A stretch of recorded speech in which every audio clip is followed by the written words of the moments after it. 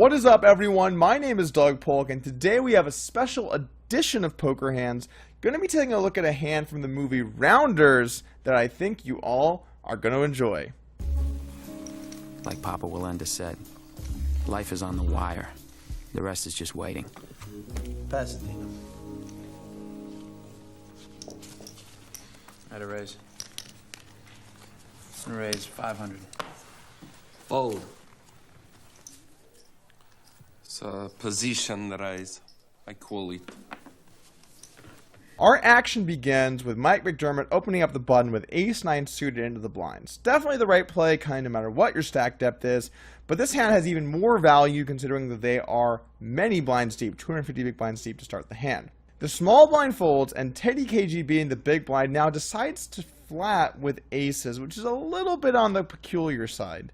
Like, when you have a hand that strong, why not raise and build a pot with, as an equity favorite? Now, I know there's some value in having a deceitful hand, like you don't know they have aces, and that may play a role here in this hand yet to come, but at the same time, when you do have hands that are stronger than your opponent's hands, and when you raise, they're going to call you with many worse holdings, you want to raise, get that value, and that way, like, for example, these two hands, if Тэddi 3-bet, Mike's probably going to call him with ace-9 suited, and he's going to have a substantial equity edge against him. So, don't try and slow play these hands too frequently, especially in these spots where it's wide ranges, a button open, this guy's going to have a lot of hands here.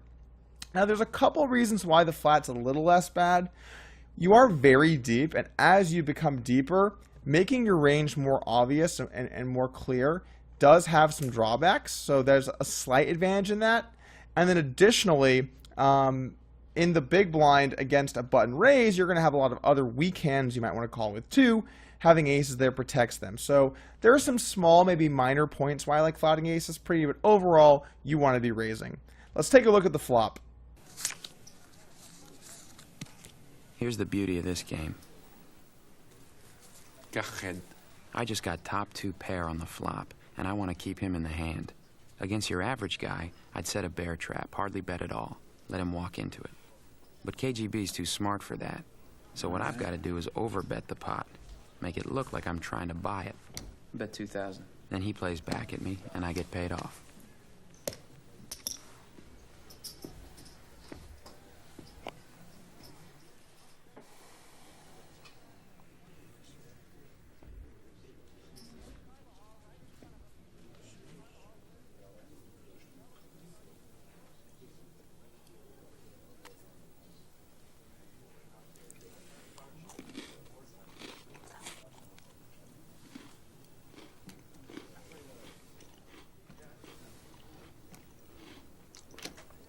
Cool.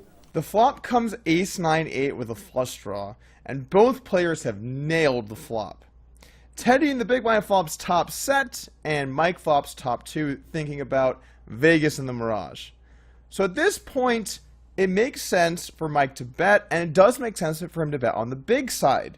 On a board like ace-9-8, there are hands like 7-6, 10-7, Jack-10, all of which have open-ended straight draws. Additionally, there's a flush draw, so there's these hands as well that can be trying to improve. And there's an array of gut shots and pairs as well. In fact, this is a board where many, many hands are going to be looking to play on the turn. So I like deciding to go with a bigger bet size, but I'm not a big fan of betting 2x the pot. I think somewhere between 600 and 800 would be a better size and would make a little more sense. When he bets so big, he starts to force all of these draws out of the pot that he wants to call and get value from. So that way, when you bet this size with all these good hands like ace-9 or a set or 9-8 or hands like that, you can also balance that by having draws. This isn't a very appetizing size to bluff because when you're bluffing, your opponent's more likely to have good hands, because there's more aces, 9s, 8s in the deck, etc. So I'd like to see more like 2/3 or 3/4 pot. Now back over to Тэddi. He decides to go for the call, and, the whole Oreo bit. Looking a little cash there, Тэddi. Looking a little too cash for my taste on the button. But anyway, with top set, call is actually a very reasonable play. Now, I like to 3-bet pre, but as played on the flop, when you have aces, your opponent's just not likely to have an ace because there's only one ace left in the deck. So if I'm Тэddi, I'm thinking, oh man, this guy's trying to bluff me. I want to set the trap. And that way I can protect my weak hands they're going to call as well by having the all aces in there. Now, generally speaking, I'm not going to have aces at all because I'm going to be 3-betting pre-flop, which you should be doing. But if you do decide to call pre, I see no reason to not continue to set the trap here on the flop. My guess is Teddy's on a flush draw. And that seems like a pretty bad guess to me because you just bet 2,000 into a pot of 1,100. Your opponent's going to have a much stronger range than normal. If Teddy has a weak flush draw, he's not even getting the odds to call on the flop facing such a large bet. If Teddy has a flush draw, he might even be inclined to raise so that he doesn't get forced out of the pot on the turn. So when your opponent calls these huge bets, probably shouldn't be putting them on a draw. Baron in turn. There's my money card, 9 of hearts. I got a full house. Choose better. Check's good. Now I hope a spade falls and Teddy makes his flush. The turn comes an offsuit 9 and both players elect the check, which seems good for both of them. Teddy could debate a lead representing a 9, but it doesn't really make much sense when he has aces so blocked. Then on the button, Mike now could bet and maybe try and get his opponent to check raise him, try and represent 3 of a kind, etc. But checking makes a lot of sense because that way you let your opponent improve when he's in a draw.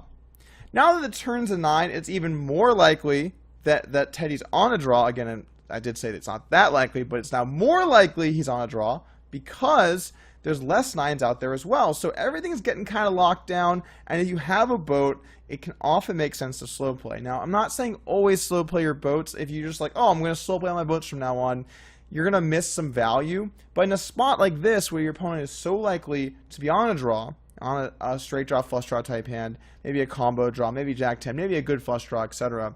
When they're so likely to be on those hands, it makes even more sense to trap and try and let your opponent catch up. So I like the play from both of them, and we're going to play some poker here on the river. That way he'll bet strong and I'll beat him with my 9s full over aces.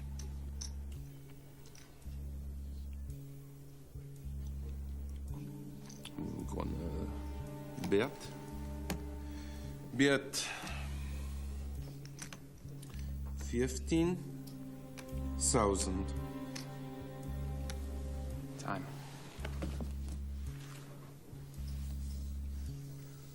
I want him to think that I'm pondering a call, but all I'm really thinking about is Vegas and the fucking Mirage.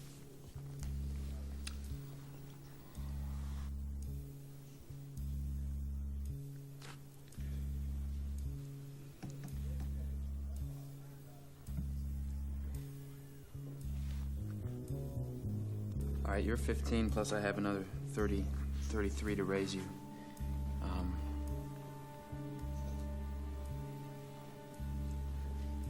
Yeah, I'm gonna go all in because I don't think you got the spades.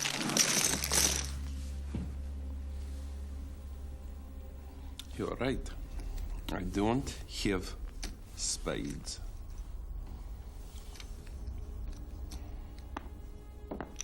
I know before the cards are even turned over.